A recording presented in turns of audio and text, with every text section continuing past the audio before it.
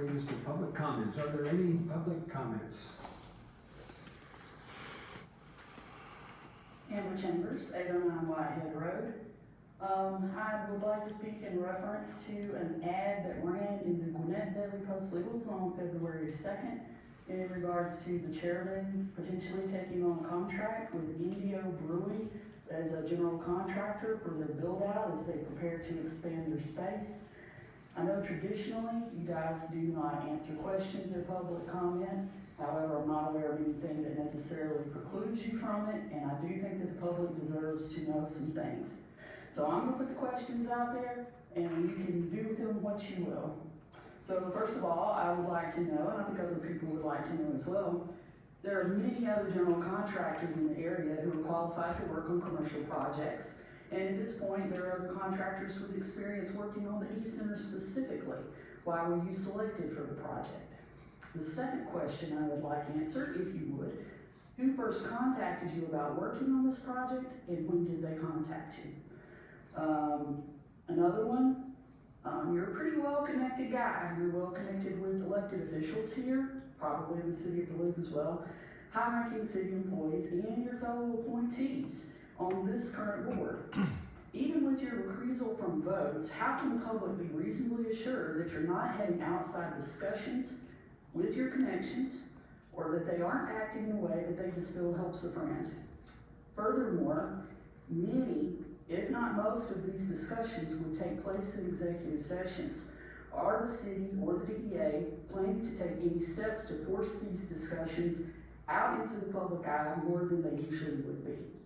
So those are the things that, because normally you're gonna discuss it back there. Are you planning on bringing it out here a little more just because you're trying to maintain some transparency?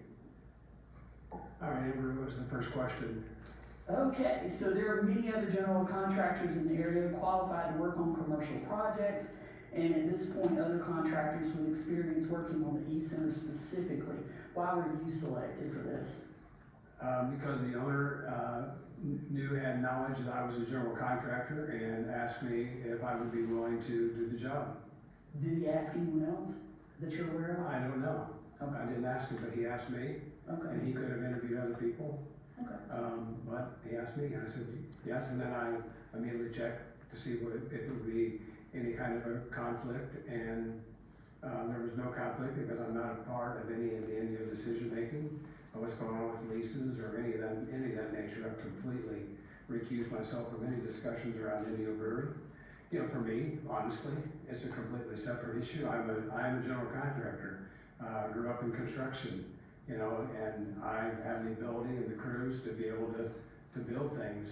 So I'm not bent, I'm a contractor. It's one of the jobs that I have besides selling real estate. So Jonathan asked, and I said sure. And I first checked to see, and there was no conflict, other than the fact that it needed to be publicized. Okay. So that's when it. did he ask? Oh, that was actually, I'm gonna say it was a couple of years ago, or a year and a half or so ago when he asked. Okay. Yeah.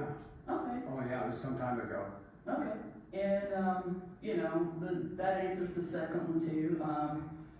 So as far as you being a well-connected guy, we know the connections. You're well-connected, Brandon, Taylor.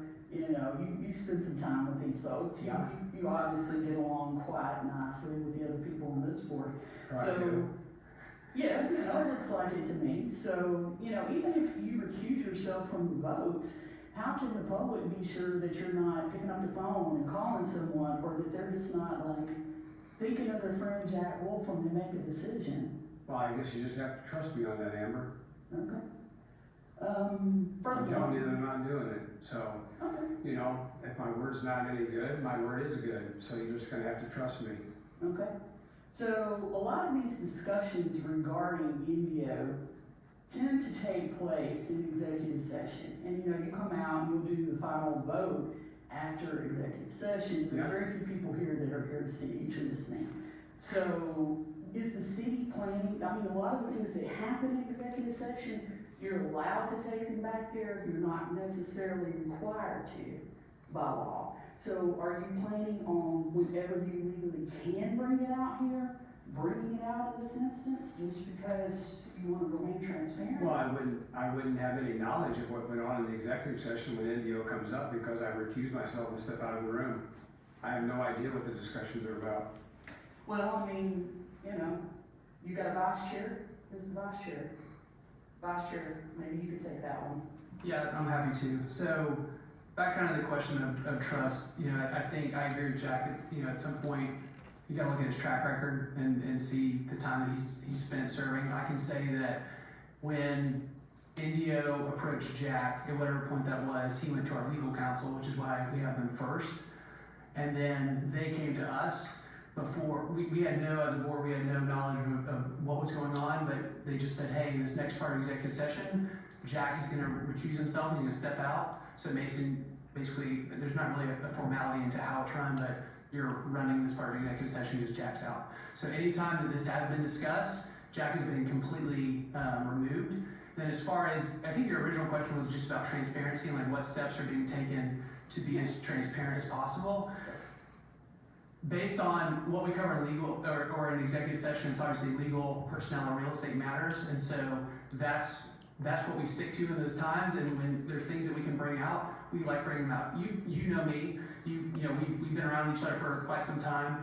And one of the things that we try to do as a DDA board too, when we're very focused on this, is we like being the cheerleaders of what's happening downtown. So when there's things that we can discuss and we want to share, we absolutely are going to be the first to do that. So, but as far as Indio is concerned, because that's really the whole point of kind of the questioning here, Jack has been completely removed, both physically, you know, from the room, from the session, whatnot, and in those discussions, I guess I'm proceeding over those as the vice chair. Okay. Well, one final question. Yeah.